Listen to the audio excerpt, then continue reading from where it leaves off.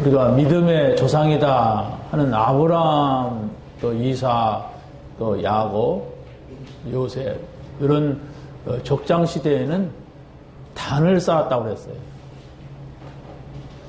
그 단이 어떤 형태였는지는 정확하게 모르지만 그 아브라함 같은 경우는 상수리 나무 아래에서 단을 쌓았다 이런 거 보니까 아마 거기에서 이렇게 좀 사람이 앉을 수 있는 돌을 이렇게 만들어 놓고 또 이게 기도하기에 좋은 형태로 만들었지 않았을까 이런 생각을 이렇게 해봅니다.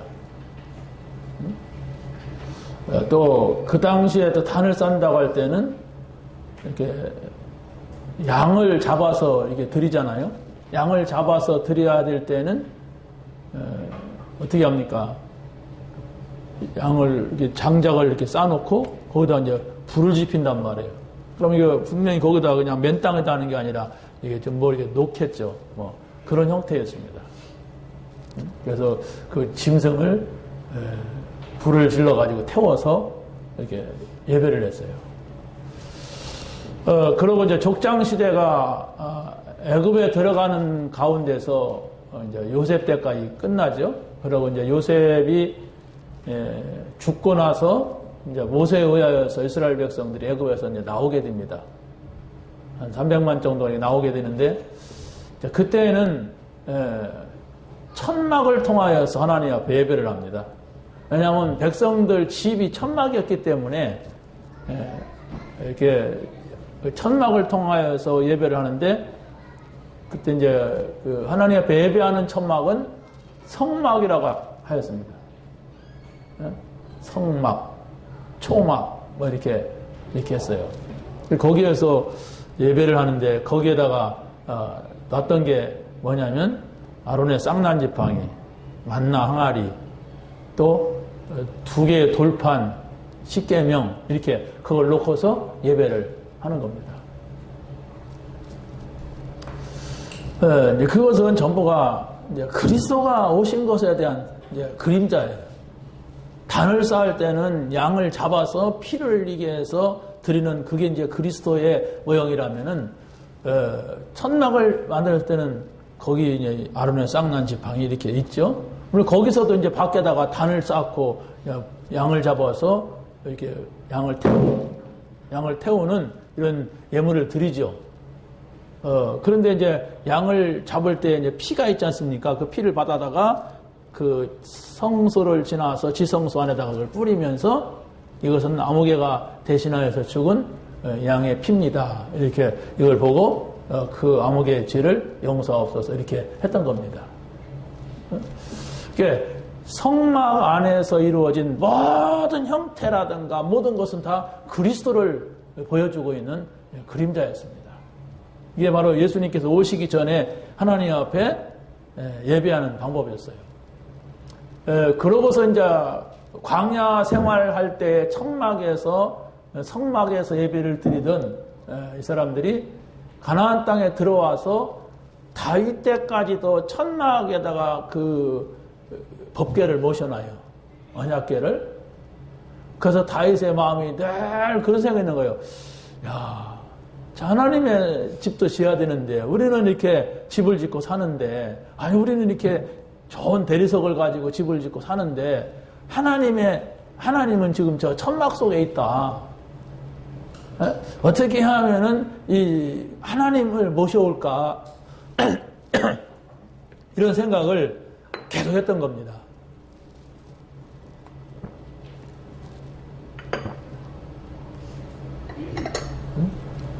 그래서 다윗이 그 생각을 계속하다가 왕자에 앉아서 또 자기 궁궐을 짓잖아요. 궁궐을 잘 져놓고 그 생각을 하는 거예요. 굉장히 얼마나 좀 정직한 사람입니까? 그게 하나님하고 통하는 겁니다. 그 사람의 그 성품이. 나는 이런 좋은 집에 사는데 지금 하나님은 저 천막 속에 있다. 그걸 늘 마음속에 아쉬워하고 정말로 마음속에 그 어려워하고 막 이러다가 성전을 짓기로 해서 자재를 다 준비하는 거죠. 그 준비했는데 하나님이 선자를 통하여서 그래 네 마음은 고맙다. 네 마음은 내가 받겠다. 그러나 너는 전쟁을 많이 했기 때문에 너에게는 이 사명을 하러가지 않고 네 아들을 통하여서 내가 이렇게 성전을 짓겠다. 그래가지고 자기가 준비한 모든 것을 어린 솔로몬에게 다 맡겼어요. 솔로몬이 나이가 어렸거든요. 다 준비해가지고 지켜 하면서 솔로몬 때에 다윗이 죽고 솔로몬 때에 성전이 지어집니다. 그래서 솔로몬이 그걸 지었다 해서 솔로몬이 망치 들고 한 건 아니지. 다 지시해가지고 왕위에 있을 때 지었죠. 그래서 첫 번째 성전인 솔로몬 성전이 됩니다. 그래서 천막시대, 다시 말하면 성막시대가 끝나고 비로소 성전시대가 되는 거예요. 그래가지고 이제 성전에서 하나님 앞에 예배를 드리는데 솔로몬 다음 때에 가서 또 문제가 온 거예요. 솔로몬이 워낙 잘 살다 보니까 막 부귀와 영화를 누리고 이웃 나라에서 은금을 가지고 쫓아오고 그러다 보니까 이 사람이 정략 결혼을 해요. 이웃 나라에서 하도 뭐 솔로몬의 지혜, 솔로몬의 그 힘 이걸 배우려고 와서 오는데 그냥 은금을 가지고 오고 또 뭐 이게 자기 딸을 막 주는 거예요. 자기 딸은 젊은데 나이 먹은 솔로몬한테 후궁으로 주는 거예요. 그래서 무려 그렇게 들여온 여자들이 약 1000명 정도가 있었어요. 생각을 해보세요. 남자 혼자서 1000명을 데리고 산다는 자체가 얼굴 기억하기도 어렵지. 이름이나 기억하겠어요? 이 여자가 누굴까? 이렇게 한참 쳐다봐야지. 그러니까 어떻게 보면 들여왔지 한 번도 잠자리를 같이 하지 못한 여자도 있었단 말이에요. 그러니까 이 여자들이 얼마나 심심하겠습니까? 애도 없지. 그렇잖아요. 뭐합니까? 그래서 자기 나라에서 가지고 온 우상을 섬기는 거예요. 그래서 이제 이게 솔로몬 시대가 가장 결정적으로 어려움을 겪게 되는 문제가 돼요. 그러니까 각 나라에서 온 여자들이 다 우상 한 개씩은 다 가지고 와서 그걸 섬기고 있으니까 이 솔로몬 시대가 우상천국이 되는 거예요. 그래서 그것이 하나님 앞에 책망받는 일이 되고 그래서 이스라엘 나라가 솔로몬 다음 때 르호보암이 솔로몬 아들이거든요. 르호보암 때에 나라가 두 조각이 나는 거예요.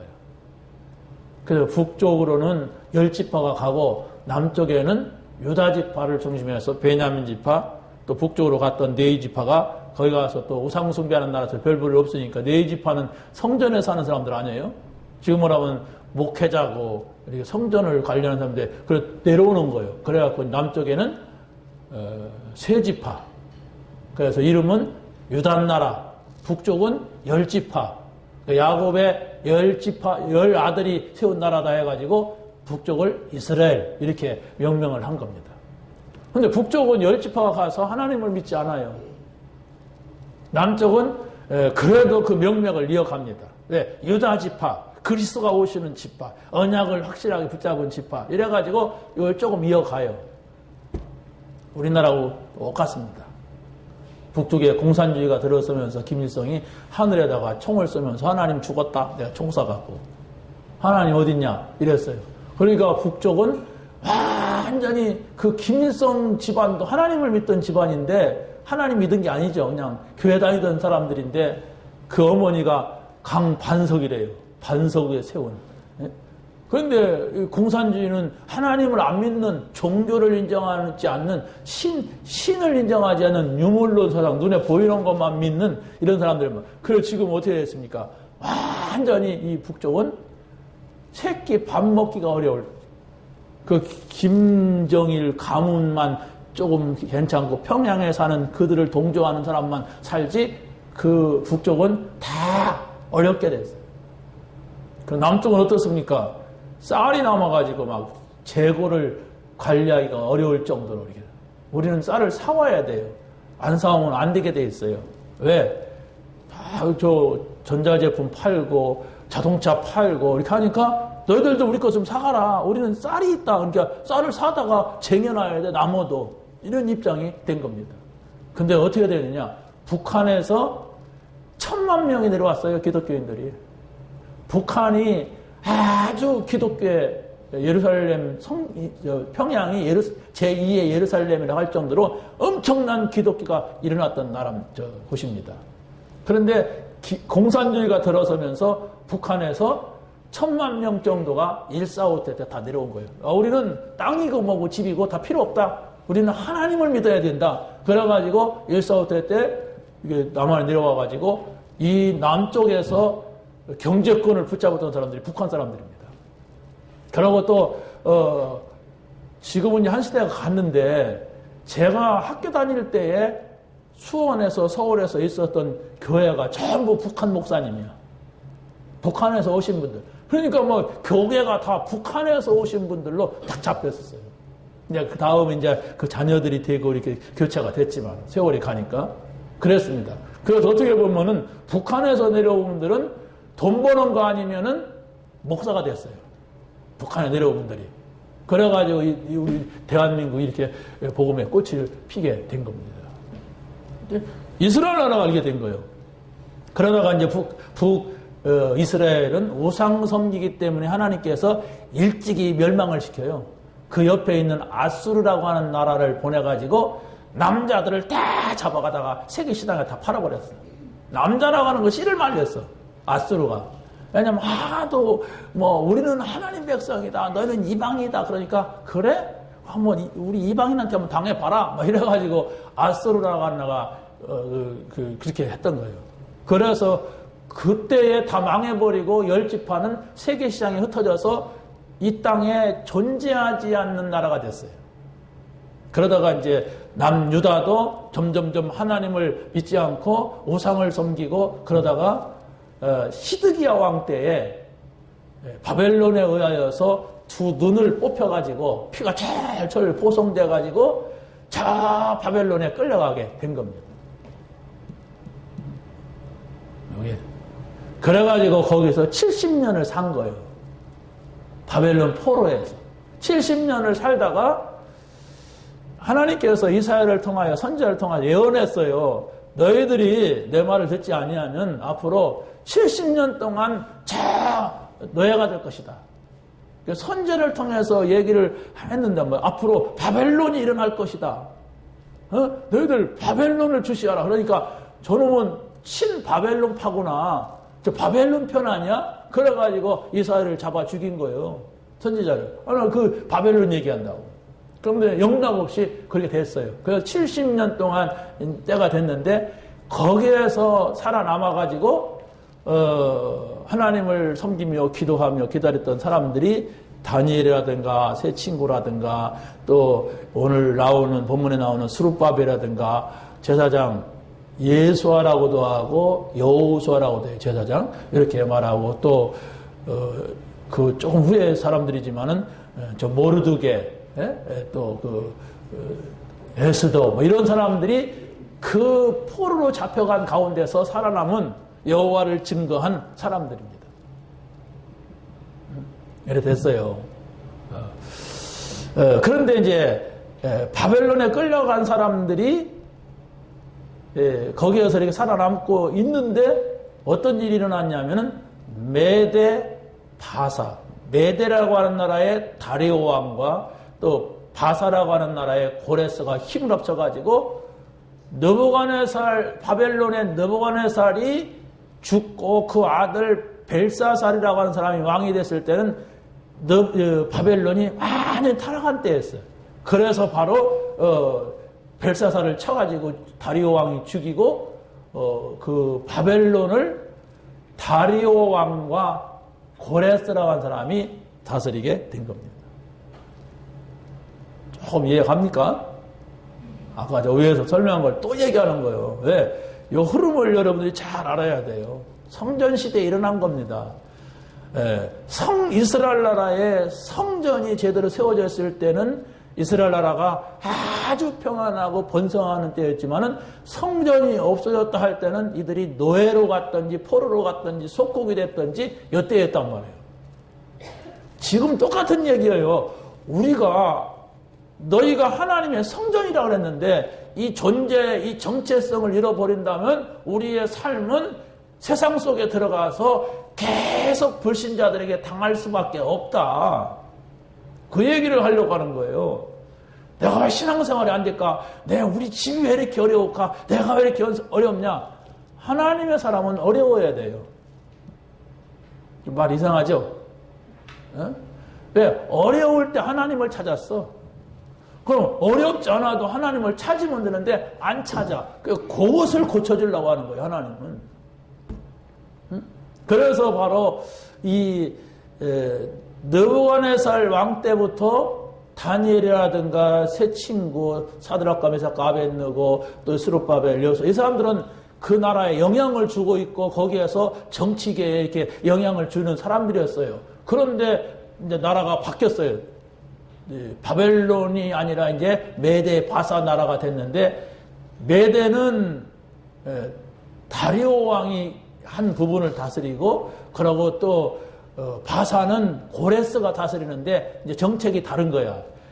다리오 왕은 그 넓은 땅을 다스리면서 어떻게 하냐면은 다니엘 같은 인재를 뽑아가지고 자기 정책을 쫙 펴나가는 거야. 그래서 다니엘이 거기서 총리가 되잖아요. 사드락과 메삭과 아벳느고 같은 사람이 쓰임 받잖아요. 그런데 이제 고레스는 유대인들을 회복시키는 사명을 가져. 유대인들 거기로 돌아가서 성전을 건축하라 이렇게 한단 말이에요. 그래서 다리오 왕과 고레스는 동시대 같이 나라를 일으킨 사람입니다. 그런데 이제 죽는 것은 고레스가 먼저 죽어요. 그래서 그 후에는 다리오 왕이 이제 또 전체를 갖다가 다스리게 이렇게 됩니다. 그게 성경에 나오는 얘기야. 근데 어떤 때는 다리오 왕이 나오고 어떤 때는 고레스가 나오는데 이게 뭐냐? 근데 이 사람들이 거기에 이렇게 존재를 한단 말이에요. 그래서 70년 동안 남유다가 바벨론으로 포로로 끌려갈 때 가장 먼저 성전이 부서지는 거예요. 성전이 부서지게 되니까 이 사람들이 완전히 이스라엘 나라 자체가 초토화되고 다른 나라 사람들이 그 예루살렘에 와서 성전 터에서 살게 된 거예요. 그래서 바로 이제 하나님께서 이들을 돌아가라 고레스에서 그런 정책이 내려가지고 여기서 돌아오는데 누가 돌아오느냐? 유대 사람이지만은 왕족인데 스룹바벨이라고 하는 사람, 오늘 여기에서는 누구로 나오냐면 세스바살로 나옵니다. 여기 8절에 세스바살이 스룹바벨이에요. 스룹바벨은 유대명이고 세스바살은 그 바벨론명이에요. 이름이. 그래서 세스바살을 이 사람이 총독으로 와요. 총독이라고 하는 것은 우리나라도 당해봤지만은 저 일본 사람들이 자기네 그 정치적인 영향을 펼치기 위하여서 우리나라다가 일본 사람들 총독을 보냈거든요. 그래서 왕도 그 총독에 의하여서 움직이게 했던 겁니다. 왕권을 가지고 왔던 거예요.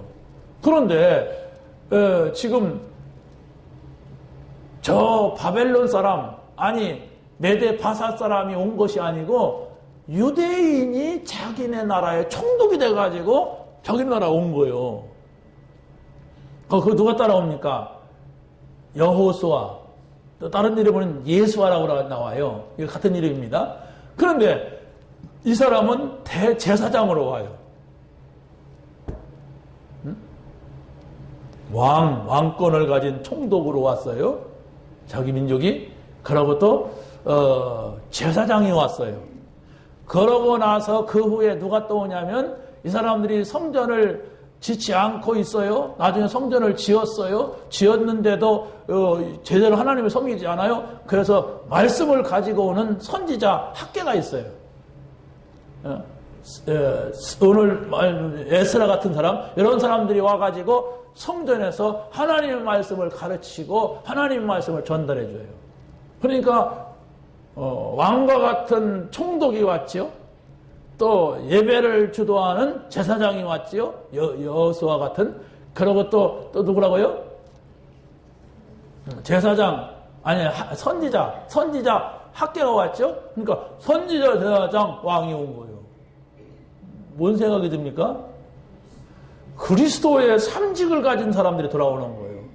이게 바로 뭐냐? 이게 성전의 기본이란 말이에요. 성전에서는 성전이 존재하려면 선지자, 사장, 왕이 있어야 된다. 선지자라고 하는 것은 하나님 말씀을 전달해 주는 사람이라면 제사장은 예배를 집도하는 사람이고 왕은 백성들을 다스리는 사람이야. 이게 그리스도예요. 그리스도의 언약을 붙잡은 예배, 성전이 돼야 된다 이 얘기입니다. 여기에 든든하게 써야 돼요. 그럼 우리의 신앙생활은 뭐냐 이거예요. 예수님 오시기 전에 그림자로 붙잡기만 해도 이 사람들을 하나님께서 책임지고 축복하고 역사했는데 지금은 뭐냐? 지금은 어느 시대냐 할 때에 바로 교회 시대입니다. 수룹바벨이 와가지고 성전을 재건을 합니다. 재건을 하는데 이걸 수룹바벨이 세웠다 해서 수룹바벨 성전이다 이렇게 말합니다. 지금은 뭐예요? 교회 시대예요. 교회 시대라는 건 뭐냐면 예수님께서 십자가에서 죽으시고 부활하셨어요. 그러고 나서 베드로에게 묻지 않습니까? 너희들은 나를 누구로 아느냐? 이렇게 묻잖아요. 그러니까 예수님이 그리스도이심을 고백을 하니까 내가 이 반석 위에 내 교회를 세우리라 음부의 권세가 이기지 못하다. 이러면서 교회를 인정한단 말이에요. 뭐냐? 예수가 그리스도이심을 인정한 사람이 교회예요. 너희가 하나님의 성전이고 하나님의 성령이 너희 안에 거하시는 걸 알지 못하느냐? 바울이 고린도 교회를 향해서 말했잖아요. 그러니까 예수가 그리스도이심을 인정하는 그 사람이 교회고 그 사람이 들어있는 이 집이 교회란 말이에요. 그러니까 성막시대, 성전 시대. 그때는 그림자였어요. 무슨 그림자? 그리스도의 그림자였어. 그런데 그 그리스도가 이제 나타난 바 됐어요. 우리 앞에 나타났단 말이에요. 언제? 지금부터 2000년 전에 나타나가지고 우리를 위해서 십자가에 죽으시고 부활하셨어요. 그래, 그분이 그리스도이심을 믿는 사람이 교회란 말이에요. 그 사람이 있는 이 건물이 교회예요. 그렇잖아요. 내가 안에 계시는데 내가 여기 있으면 하나님이 여기 계시죠. 우리가 있잖아요. 이걸 말하는 겁니다. 이 교회의 의미를 여러분들이 잘 이해를 해야 돼요. 이 교회의 의미를 여러분이 교회관이 제대로 서 있지 않냐면 사람들은 그냥 아무렇게나 한단 말이에요. 예배도 아무렇게나 드리고. 내가 누구냐? 하나님이 계신 집이야. 여기가 뭐냐? 하나님이 계신 곳이야. 이 의미를 여러분이 알고서 예배를 해야 돼요. 그러지 않으면 그냥 왔다 가요. 그냥 갔다 왔어. 자기 안에 이 계신 줄 모르고 갔다 왔어. 집이만 건물만 들랑달랑 하는 거예요. 이 성경에서 너희들은 마당만 밟는다 그랬잖아요. 맨날 마당만 다지고 가는 거예요. 우리는 마당도 없지만. 요 흐름과 의미를 여러분이 잘 알고 예배를 해야 됩니다. 그래서 우리가 지금 교회를 세운다. 이런 말이 무슨 말이냐? 이런 진정한 말을 알고서 우리가 헌신도 하고 봉사도 하고 헌금도 하고 할 때 이게 축복이 되고 이게 큰 의미를 가지고 여기에서 모든 사단의 역사가 끝나고 흑암 권세가 꺾이고 저주가 끝나는 거예요. 이걸 모르고서 그냥 와서 앉아서 그냥 이런 생각 저런 생각 하다가 그냥 반 졸다가 가면은 신앙생활이 아니에요. 그럼 자기는 신앙생활을 하는 걸로 하지만 그러나 사단은 그 사람을 마음대로 가지고 노는 거야. 그런데 세월이 가면 집사도 되고 장로도 되고 또 목사도 되는데 다른 사람들은 저 사람이 집사요? 저 사람이 장로요? 저 사람이 목사요? 이렇게 나오잖아요.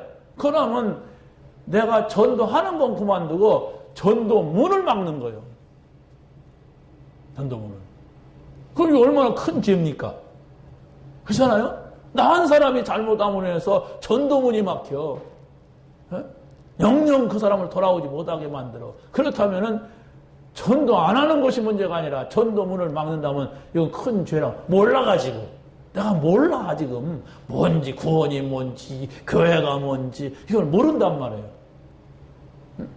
여러분이 예배를 드릴 때 오늘 나에게 즐거운만 하기를 기다리지 마시고 이 교회 그러면 저 위에서 또 따져 내려오세요. 교회가 뭐냐? 단을 쌓을 그리고 성막에서 예배는 뭐냐? 그리고 성전 여태까지는 예수님이 나타나기 전에, 이 땅에 오시기 전에 모습이었는데 예수님이 그 그림자로 있을 때에 말했던 그 그리스도가 오셨어요. 2000년 전에. 오셨는데 어떻게 합니까? 십자가에서 내가 다 끝냈다. 이걸로 결론이 나와야 돼요. 여러분, 예수가 그리스도라는 사실은 다 알잖아요. 근데 가면 또 더 막 걱정하잖아요. 더 막 고민하고 얼른 그쪽으로 가버리잖아요. 아직 아닙니다. 지금 여러분이 돌아가면 창세기 3장의 문제가 가득해요. 그런데 그냥 그 붙잡고 고민하고 염려한다면 그 사람은 그리스도를 아는 사람이 아니에요. 그걸 다 끝냈단 말이에요. 다 이루었다고 말했어요. 이게 창세기 3장이면 하나님이 없으니까 이런 일이 일어나는구나. 이게 창세기 3장, 이게 사단의 역사구나. 이게 창세기 3장, 이 죄악의 문제구나. 이렇게 보여줘야 돼요, 우리가. 현장 가서 사람을 볼 때, 일을 만날 때, 문제를 봤을 때. 그런데, 그건 보여지는데, 고민 속에 빠진단 말이에요. 염려 속에 빠져요. 그건 들은 거예요. 이게 창세기 3장이다. 이게 영적 문제다. 들었지? 이 사람이 답을 가지고 있지 않은 거예요. 창세기 3장의 문제라고 하는 것은 내가 해결할 수 없는 문제입니다. 내가 죽었다 깨나도 무슨 뭔 방법을 가지고도 해결할 수 없어. 그래서 그리스도를 보냈다. 그래서 그리스도가 오셔서 십자가에서 다 이루었다고 선언하셨다는 그 말씀을 우리가 붙잡고 끝이 아니라 염려를 끝내는 거예요. 걱정을 끝내는 거예요. 그런데 역시 또 걱정으로 돌아가고 또 염려로 돌아간다면 그 사람이 아직 아니란 말이에요. 나중은 어쩔지는 우리는 잘 모르니까. 아직은 아니에요. 그 사람이 목사든 장로든 집사든 상관없이 아직은 아니란 말이에요. 그걸 먼저는 내가 나를 봐야 되고 내가 다른 사람을 볼 수 있어야만 되는 거예요. 여러분이 뭘 놓고 지금 걱정하고 생각하십니까? 끝내세요, 빨리. 빨리 끝내야 됩니다. 그냥 끝났다 이렇게 한다고 끝나지는 거 아니에요. 막 속에서 막 걱정이 살아나고 염려가 살아나고 막 얼른 그쪽으로 가지고 막 그걸 갖고 자기가 노력해서 해보려고 하고 하는데 뭐 끝내집니까? 그래서 여러분이 하나님의 말씀을 깊이 생각을 하고 또 하나님 앞에 정직하게 하나님 저는 왜 이게 안 끝내집니까? 이렇게 질문도 하고 그래가지고 여러분이 빨리 거기서 벗어나야만이 그때부터 시작이 되는 거예요. 시작도 안 됐어요. 10년, 20년, 30년 믿어도. 시작도 안 됐는데 자꾸 폼 잡으면 곤란하단 말이에요. 들었어요? 다 알아요. 막 절절절합니다. 기도시키면 그냥 메시지가 줄줄 나옵니다. 그러고 나서는 어떡하지? 큰일 났네.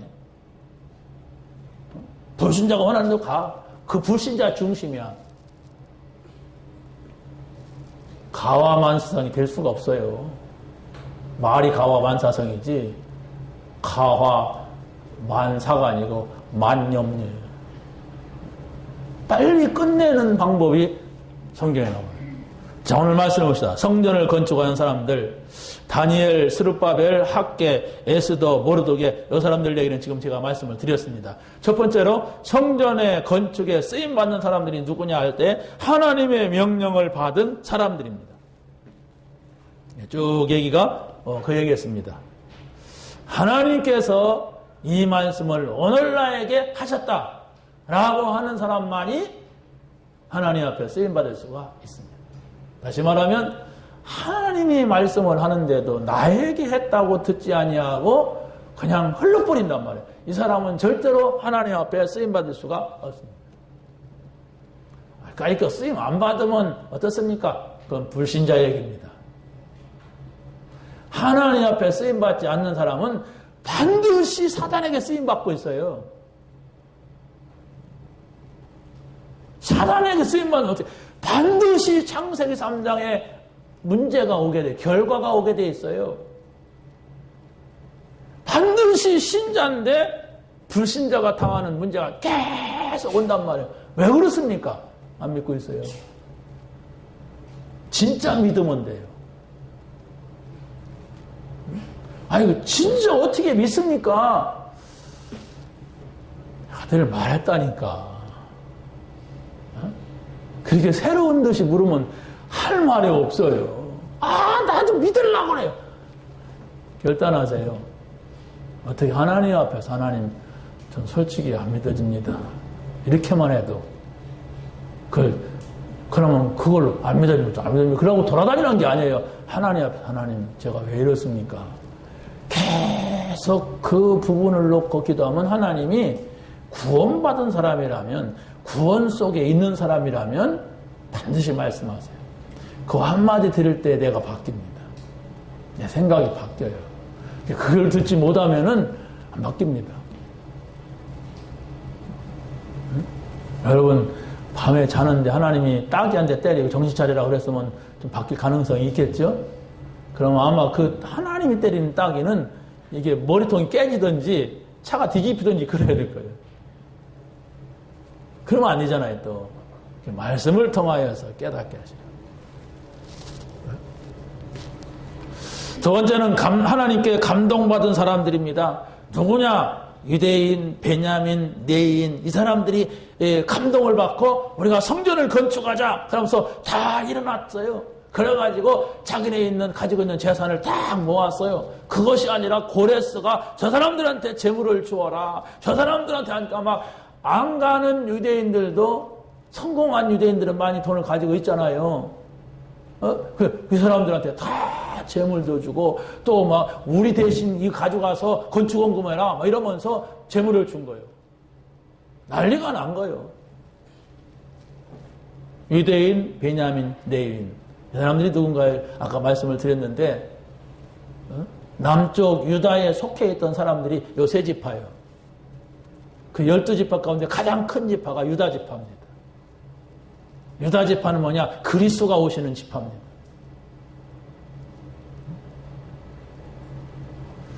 그게 뭐냐? 오늘 우리가 적용을 한다면 그리스도의 언약을 딱 붙잡은 지파가 돼야 돼요. 지파라고 하면 좀 이상한데 그런 조직이 돼야 돼요. 교회라고 하는 건 불신자도 있고 뭐 오락가락한 사람도 있고 믿는 사람 안 믿는 사람도 있을 수가 있어요. 그러나 여러분들이 딱 보세요. 어떻게 해야 되느냐? 자, 우리 교회가 뭡니까? 우리 교회는 삼오늘의 축복을 누리고 있는 교회예요. 이거 단순하게 삼오늘 한다 그런 얘기가 아닙니다. 그 속으로 계속 찾아 들어가 메시지를 붙잡는 거예요. 거기에서 정말로 집중, 깊은 기도, 묵상 이러면서 계속 그걸 지금 말하고 있습니다. 그 속에 들어가세요. 지금 세계에다가 선포되고 있는 세계 복음화 메시지입니다. 예수가 그리스도라고 하는 말씀. 그럼 여러분들이 여기 앉아가지고 세계 복음화의 꿈을 꾸는 거예요. 그럼 하나님이 기뻐하실 수밖에 없습니다. 내가 세계 다 못 돌아다녀요. 선교사도 아니고 선교사를 할지라도 한 나라 가서 살기도 바쁩니다. 여러분들이 세계 복음화의 메시지를 아주 자세하게 구체적으로 그래서 점점점 이걸 붙잡지 않으면 안 되도록 강단 메시지까지 그렇게 나왔어요. 지금. 조금 우리 사역하는 분들한테는 토시 하나도 안 빼놓고 그냥 녹취록을 다 뽑아가지고 그거 읽으라고 지금 하고 있어요. 누구를 찾으려고 제자. 누구를 찾느냐? 정말로 이 성전을 건축하는 사람. 성전을 건축하는 게 전도가 성전 건축하는 거라니까. 그 사람이 하나님을 모시면 성전이 되잖아요. 여러분들이 깊게 말씀을 생각을 하셔야 돼요. 그래야만이 들어와요. 그래서 그런 말을 했구나. 그런 의미구나. 이게 들어와야 돼. 우리 목사님 맨날 사모님이더라. 맨날 막 그리스도야. 이런 식으로 여러분이 신앙생활 한다면 그 사람은 아마 이가 보실 수가 있어요. 영광이 떠났다. 아무 의미가 없어. 하나님하고. 여러분이 자꾸 하나님의 그 메시지를 찾아 들어가는 거예요. 그래야 우리 변화. 말씀이 증거되는 곳에 천사가 그 말씀을 이루러 온다고 했어요. 말씀이 증거될 때 거기 성령의 역사하고 성령이 인도하신다고 했어요. 찾아내세요. 여기에 모든 것을 다 모았다고 그랬어요. 자, 세 번째는 하나님께 헌신하는 사람들입니다. 느부갓네살에 의하여서 강제로 끌려왔던 사람들이 예루살렘에 돌아가기 위하여서 약 1400km를 나섰는데 이게 그냥 가는 게 아니라 걸어서 가야 돼. 몇만 명이 가야 되는데 마차 타고 기차 타고 못 가잖아요. 몇만 명이 한 5만 명 넘게가 걸어서 가야 돼. 얼마나 이 대단한 장정입니까? 대장정이죠. 그런데 한 넉 달, 5달을 걸어서 가야 된다고 그래요. 넉 달, 5달을. 보통 일입니까? 그런데 나선 거예요. 가자, 돌아가자, 회복하자, 성전을 회복하자. 우리 민족과 우리 후대를 위해서는 이 성전이 회복돼야 된다. 이러고 나선 겁니다. 그 결단을 가지고 여러분이 성전 건축에 임하시기 바랍니다. 의미를 알아야 돼요.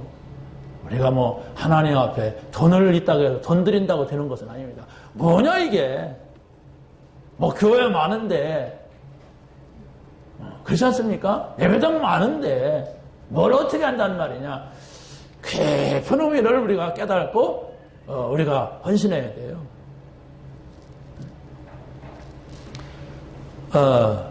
두 번째입니다. 성전 건축의 중요한 것을 아는 사람들이었습니다. 이 사람들은 와서 보니까 성전 터가 막 풀이 무성하고 또 이미 다른 민족이 와가지고 거기를 점령하고 살고 있습니다. 그래서 먼저 이들을 쳐다보면서 야, 이들이 만만치 않구나. 우리가 여기에서 정말 예배를 드려야 되겠구나 한 거예요. 이곳 살고 있는 사람들은 지금 총독이 왔는데 유대 사람이야.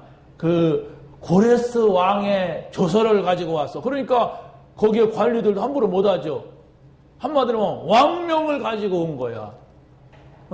그런데 갑자기 이런 조그만 도시에 막 한 5만 명 넘게 와서 북적대니까 이게 뭐냐. 지금 풀이 무성하던 저 땅을 밟고 뭐 예배를 하고 성전을 진다고 하네. 그럼 우리가 저 사람들하고 살아야 되는데 이게 앞으로 우리가 어떻게 될 거냐. 이 사람들이 이렇게 된 거예요. 한마디로 말하여서 불안했던 겁니다. 서로가 불안했던 거예요. 근데 그들은 불안한데 그 처리하는 방법이 달랐어요. 근데 이 돌아온 사람들은 불안하니까 예배하는 거예요. 불안하니까 하나님 앞에 말씀을 붙잡는 거였습니다. 그런데 보세요. 이들이 여기에서 예배를 드리는데 그 풀이 무성한 땅을 고르고 기공 감사 예배를 드립니다. 나팔을 붑니다. 찬양합니다. 막 거기에서 어떤 사람은 막 좋아서 울고 어떤 사람은 슬퍼서 웁니다. 좋아서 우는 사람들은 과거를 잘 모르는 사람들, 야, 우리가 이제 우리도 나라 회복하겠구나 이러면서 좋아서 울어요. 근데 슬퍼서 우는 사람들은 옛날에 솔로몬 성전, 그 어마어마했던 성전을 바라보면서 우리가 어떻게 여기다 지금 뭘 가지고 그렇게 한단 말이냐. 그러나 초라하더라도 하나님께서 지켰구나. 그러면서 옛날 생각하면서 막 우는 거야. 막 희비가 교차하죠. 그런데 문제는 방해꾼들입니다. 이 방해꾼들이 70년 동안 자기네들이 점령하고 살은 이 땅을 저 사람들이 자기네 땅이라고 와가지고 성전을 짓는다. 이 난리 법석을 떠내. 그러니까 이 사람들이 야, 지금 왕명을 가지고 왔는데 또 저기 뭐 하나님을 믿는데 하나님이 계시다고 하는데 우리가 이거 어떡할 거냐 막 이래 가지고 이 사람들이 이런 제안한 거예요. 야, 우리도 하나님을 믿겠다. 우리도 같이 성전을 짓고 우리가 당신들이 믿는 그 성전에서 하나님을 섬기겠다 이러고 나온 거예요. 그런데 대답은 달랐어요. 아니다. 너희들은 우상 섬기지 않았느냐. 너희들은 우리 이 분깃에 참여할 가치도 없다. 안 하겠다. 이러니까 이 사람들이 방해하고 나오는 거예요. 이 사람들이 다 여러 가지 방법을 써가지고 뇌물을 줘가면서 관리들한테 줘가면서 이 사람들은 독립하려고 한다. 이 사람들은 이런 사람, 나쁜 사람들 해가지고 하니까 약 15년 동안을 그들에 의하여서 중단이 됐어요. 여러분 보세요. 왜 그랬을까요? 하나님께서 가라고 해놓고 그 사람들 잠잘 때 데려가면 되는데 안 데려가고 왜 그 인간들을 둘까요? 진짜를 찾아내는 겁니다. 가짜가 붙으면 안 돼. 유대인이라 할지라도 성전을 건축하는 데는 가짜가 자기네들이 살아남기 위해서 정치적인 목적을 가지고 해서는 안 되기 때문에 그들을 통하여서 지금 가짜를 뽑아내는 거예요. 이들조차도 그냥 다 허용하면 다 성전을 같이 질판이야. 근데 마음에는 가짜야. 가짜가 들어오면 어떻게 됩니까? 앞으로 성전에서 문제가 오죠. 그게 중세시대의 교회가 망한 이유입니다. 콘스탄틴 대제가 지금까지 10명의 로마의 황제들이 기독교를 핍박을 했어요. 그런데 나중에 보니까 고관 대작들이 예수를 믿네? 이들을 다 잡아 죽이면 자기 혼자 남을 것 같아. 그래서 정책을 바꿨어요. 아, 나도 예수 믿자. 또 어떤 쪽에서는 그 사람이 이게 뭐 영적인 걸 체험을 했다고 그래요. 어찌됐든 이 사람에 의하여서 기독교를 핍박하던 로마가 기독교 국가가 돼요. 중세시대에. 그래가지고 모든 관리들이 예수를 믿어요. 아니 교회를 나와. 그래서 취직을 하려면 세리증이 있어야 돼. 안 믿어도 다 11조를 내야 돼. 11조를 내지 않으면 취직을 할 수가 없어. 막 이런 식이 된 거예요. 그러니까 그 시대에 약삭빠른 인간들이 우리도 교회를 나가야 되겠다. 우리도 세리를 받아야 되겠다. 이래가지고 다른 신을 섬기는 교주들이 들어와서 성직자가 돼요. 요즘은 교회 시대다. 신부가 돼야 된다. 한번 이래가지고 전부 들어와가지고 성직을 맡아요. 그러면 여기에서 진짜 핍박을 받아가면서 믿으면은 핍박 안 받으려고 하는 사람 도망가겠지만은 이제 시대가 바뀌었어. 예수 교회 다녀야만 되는 먹고 살아도 그것에 먹고 살아. 그러니까 중세시대가 막 가짜들이 들어와서 계속 막 논쟁으로 이어가는 거예요. 그래가지고 그게 중세시대가 타락을 할 수밖에 없고 예수도 안 믿는 교황이 나와가지고 막 이상한 교리를 갖다가 내놓고 하니까 교회가 문제가 된 거예요. 그래가지고 종교 개혁을 하지 않으면 안 될 정도로 성경을 벗어나가지고 교회가 엉뚱한 자리에 가 있었던 겁니다. 여러분 잘 이해를 하셔야 돼요. 단순하게 내가 하나님 앞에 예수 믿으면 잘 될 것이다. 예수 믿으면 좋은 일만일 것이다. 이렇게 하고 달라들었는데 안 좋은 일이 있는데 하나님의 방법을 모르면 하나님이 계시면 왜 이렇게 안 좋은 일이 있느냐 이렇게 착각을 한단 말이에요. 하나님은 가짜는 빼는 거예요. 해당 사항이 없다 이겁니다. 내가 내 마음대로 간다. 정말 내 손에 의하여서 되어진다. 사람의 방법이 아니다. 이걸 보여주는 겁니다. 여러분이 성경을 잘 보셔야 그런 메시지가 들어오고 그걸 봐야만이 우리가 어떤 상황에도 안 흔들리죠. 잘 될 줄만 알았는데 잘 안 되면 어떡할 거예요?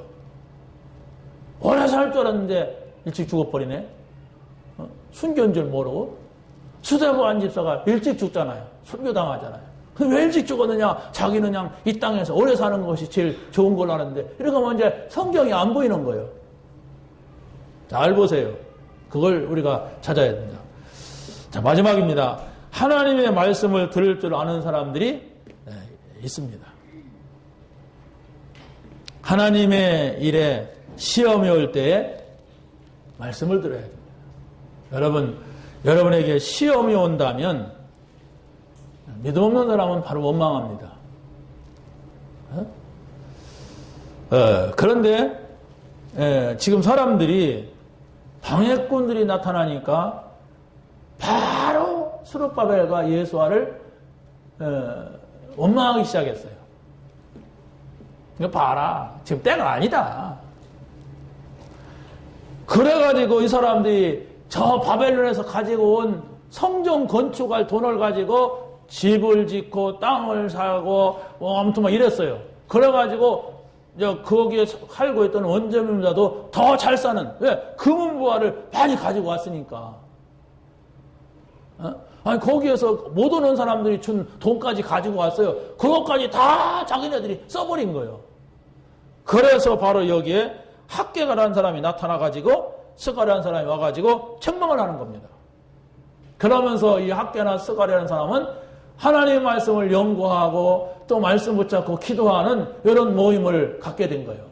그런데 여기에서 중요한 것이 바로 뭐냐면은 이 스룹바벨과 예수아가 그때 정신을 차리고 맞다.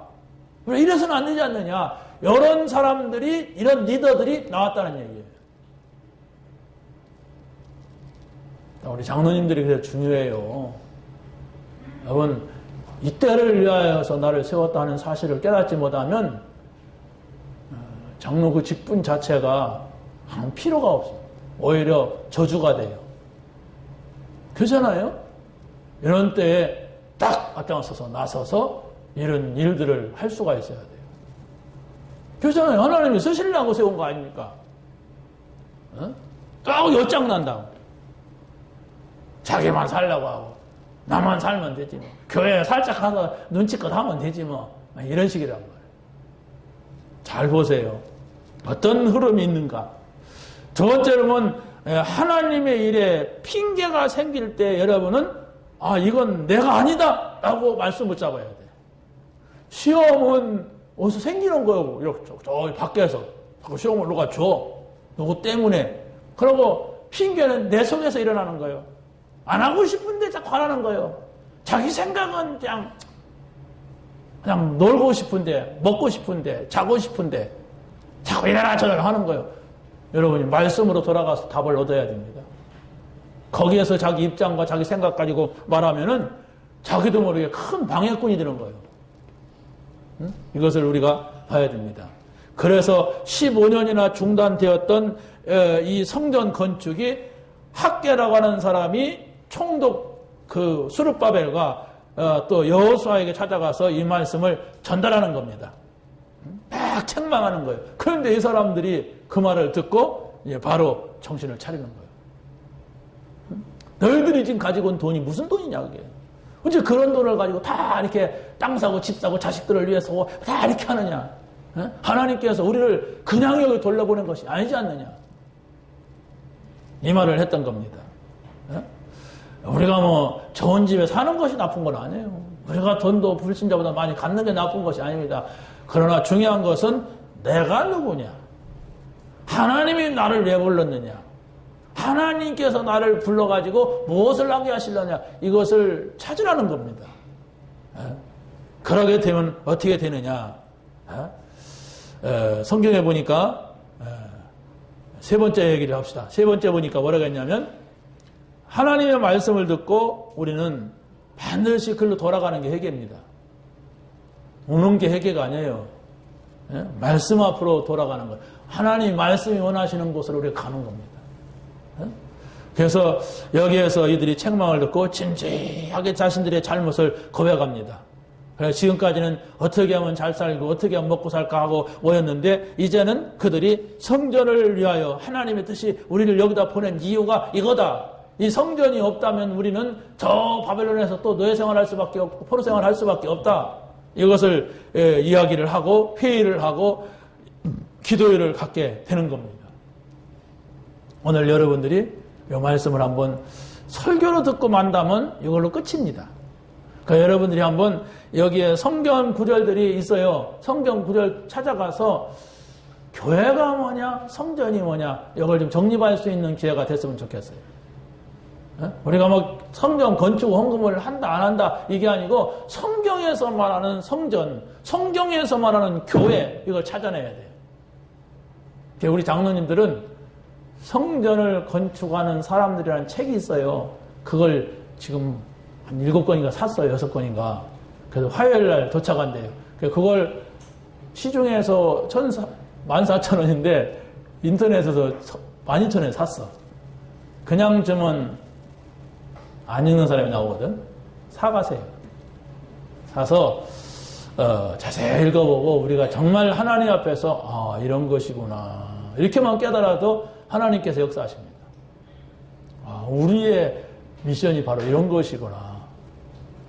내 미션을 해봐야 되겠구나. 그런 생각만 해도 하나님이 역사한다니까.